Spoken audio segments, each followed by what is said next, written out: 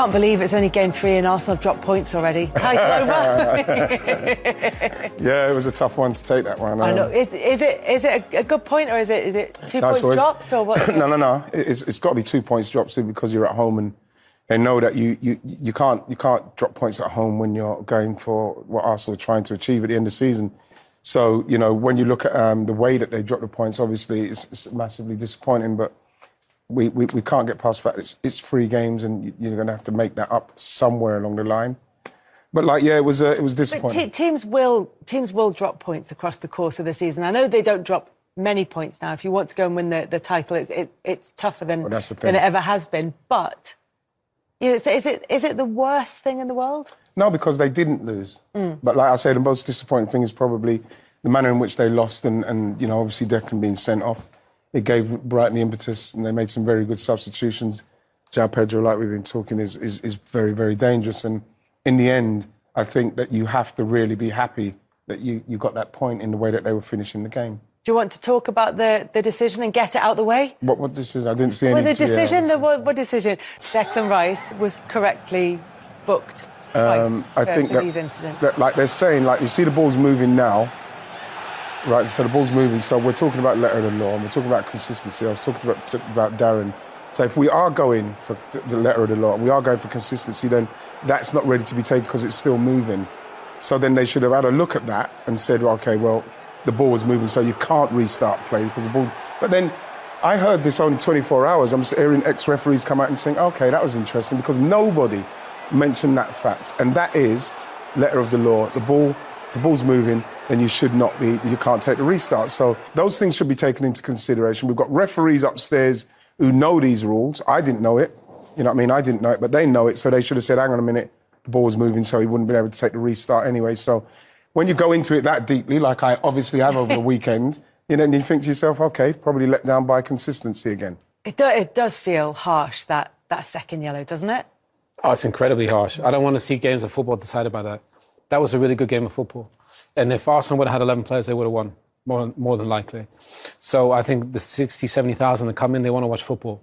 They don't want to watch a technicality of maybe a little kicker. I know maybe the way the law's written... Even if that was a first yellow, I mean, obviously there's a spotlight on it because it was a second and he got sent off. But even if that was a first yellow, we'd still be at least acknowledging it today because it just feels strange. Premier League games shouldn't be decided by that. It should be decided by these brilliant players that we have. And I know the way the law's written, it probably is deemed a yellow.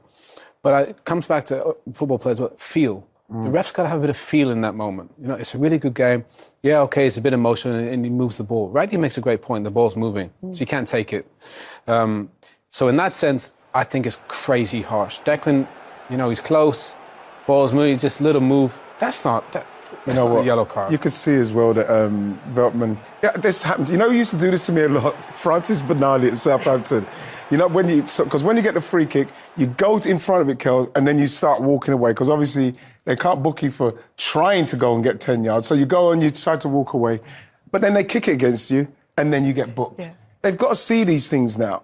They've got to you also would have been the player who's standing opposite Declan Rice going, lash for the law. So.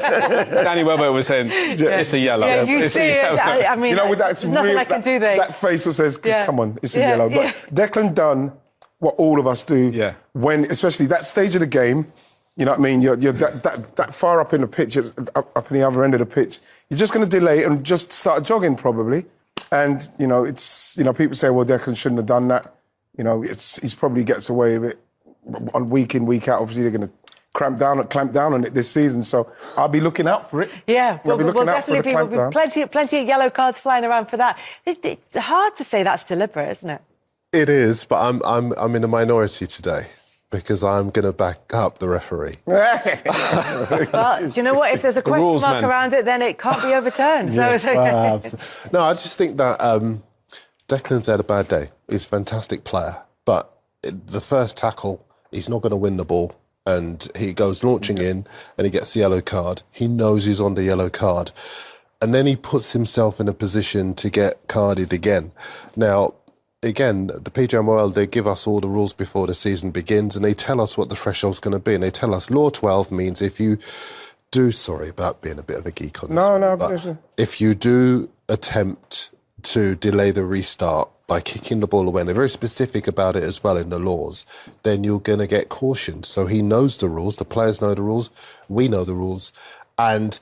But what about the João Pedro one? Exactly. I was about to go back to that one. Mm-hmm. There are Arsenal fans online who have made, across this weekend alone, a list of players across the Premier League who have not been penalised for exactly that kind of thing. I mean, it was kicked out of the stadium, João Pedro. Absolutely. It was absolutely ridiculous in the same game. So the other matches going to be stood down for the next round of Premier League matches, and then we've got to have enough referees to... I mean, I think that there are two separate issues, which is, one, did Rice put himself in a position to be sent off? Yes, he did. Yeah. Is there a problem with consistency? Yes, there is. And I think definitely that has to be... field, right? We've got to have... Yeah. Let's let the players decide matches, unless it's really obvious. And I don't think that was... Just felt a bit great, didn't it? Yes, but I think you're both right. I think that's his 245th match, his first sending off, right? But he's experienced enough not to put himself in a position like that. Yeah, he'll be kicking himself more than anyone. Yeah, and I think he has to take a little bit of responsibility. Yes, he does. But then we've got to stop talking about everything being to the letter of the law, because that wasn't to the letter of the law. No, I do agree with that, and I think that all I'm saying is you do not put yourself in a position to be sent off. Because if you look at that footage, as the referee's taking out the card, he shrugs and he's saying, you know, what can I do? And you see him, watch him coming in, you see him shrug and you see him do that movement with his right leg, not that movement, the one afterwards, where he basically says, what can I do? Look. You know what he can do? I tell you what Danny Welbeck is funny there, though. But what he can do is, because like the ball is dead, so they can be checking upstairs because they can see it, and he can say, well, actually, if we're doing to the letter of the law, the ball's moving. Yeah. That's what they can do there. Yeah. Now, I'm not exonerating Declan, but that's what they can do. So, and all of those. So maybe I said there were two. You guys are good lawyers, by the way. I believe you both. I just like to believe. I'm convincing the jury. Maybe it's not two things. Maybe it's the three things in terms of consistency, because there are cases where referees will let the free kick go if the ball is rolling. Yeah. There are cases where it's not. But I just feel that he's such a good player, he could take responsibility. You know, and the thing we keep saying the ball hadn't stopped, so they couldn't take the free kick anyway. You can get booked for kicking the ball away, even if they haven't set the ball up for the free kick. Yeah, but like that was a restart, though, wasn't it? Kelly was saying. But it hadn't restarted. No, this is what I'm saying. Yeah, because they couldn't restart because the ball's moving. So. But that's I'm not going to bend. I'm not going to back down on that one. He's done his research. He knows. Every time you mention it, I keep looking, thinking, I'm not following this logic at all. Look, what have you made of Arsenal then? We're three games in, and look, it's 2 dropped points. They will drop points across the course of the season. Ideally, it doesn't happen at this stage. But what have you seen from them this time? Well, I've seen the game plan in the way they're playing from the back through the midfield, getting to Saka, getting chances, Kai Havertz coming in, Trossard cutting in. Everything's working how they want it to work, and it's been fantastic up to that point. I think that my mindset going into it is one of a lot of confidence with the teams that we've got coming up. I thought we'd win all the games up to Tottenham, and then it's the derby, so you see how that goes. But then that one was a bit of a surprise to me, simply because, even though Brighton did get the point, it was a game I went into, not saying, we're going to beat them, but saying the way we're playing, we should beat them at home. And we know that we have to be Arsenal winning home games. So, it was I got very nervous towards the end because I was thinking, oh my gosh, I think we might lose this game, the way they were finishing it. So that's why I was happy with the point. But in the main, Kels, I am happy with it. But we know that, what Manchester City are capable of doing. And they've already started the season brilliantly. You cannot see them losing at the moment. So any points dropped is going to be a little bit of a nightmare. I would say, though, that could be a valuable point by the end of the season. Yeah. Brighton look a better side than people give them credit for.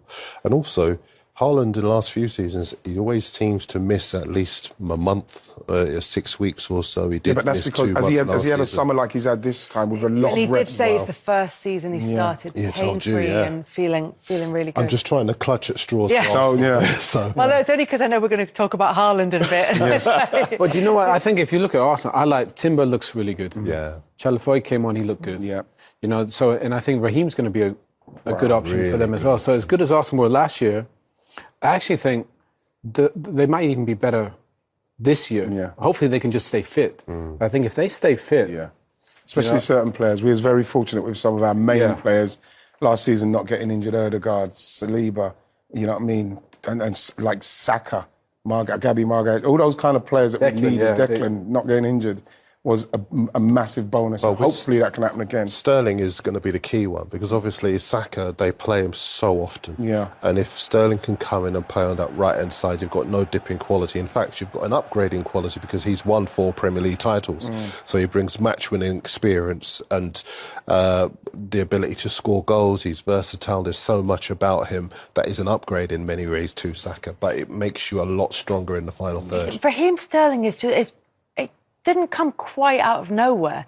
But it was certainly a surprise when he'd been linked with Manchester United, and then, ta-da, on deadline day, off he's going to Arsenal. It made sense. I remember it does make sense. It makes a lot of sense, and especially knowing Mikel, knowing how Mikel plays, the way it worked out in the end. Once I heard that Reece Nelson is going to go to Fulham, or he was going to be Ipswich or Fulham, once I heard that was done, I said, then I think Raheem is coming. It's going to be done. And I think when you're looking at his age, his capabilities, the manager he's worked with before, the state of play, he'll know everything in respects of being a rotated player. You know, we had that at City. So if he comes in, and yes, if it is, I don't think it will be. I think it'll probably be the left side more than anything else. I don't know. Hopefully Martinelli will get his form going, but I think that you can even play him in a false 9. Yeah. You know, so you're talking about somebody with his experience. With the way this deal's gone, it's absolutely perfect for Arsenal and Raheem Sterling. Is it perfect for Raheem Sterling as well, do you think, Darren? Because he sort of lost his way again at Chelsea, clearly, with the sort of falling out with the manager and the statement that may or may not have been put out by his representatives. What do you think? I think it's a perfect move for him. And I look at the progress of Kai Havertz, who's now scored 18 goals in the last 21 games. I look at Jorginho, who helped challenge for the title in the last couple of seasons as well. Both of them were players that Chelsea thought were no longer good enough to play for them. They've gone to a settled side under a manager with a plan. I think signing for us. No family, I know, uprooting of the family and that, Kells. Everything's just worked perfect for him. His first game he qualifies for is against Tottenham. He could score in that game, you know, become an instant hero. It's all panning out well for You've got Raheem. the whole future. Yeah.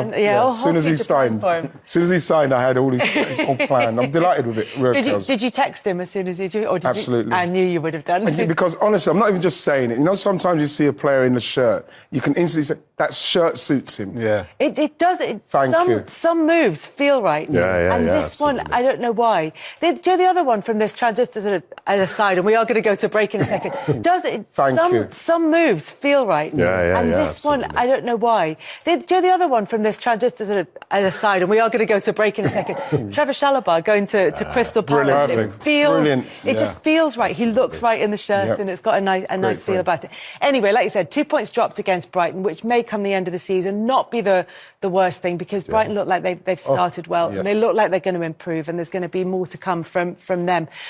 I'm sure we'll be talking about them in detail at some stage. But up next, we've touched on Manchester City and we've touched on Erling Haaland.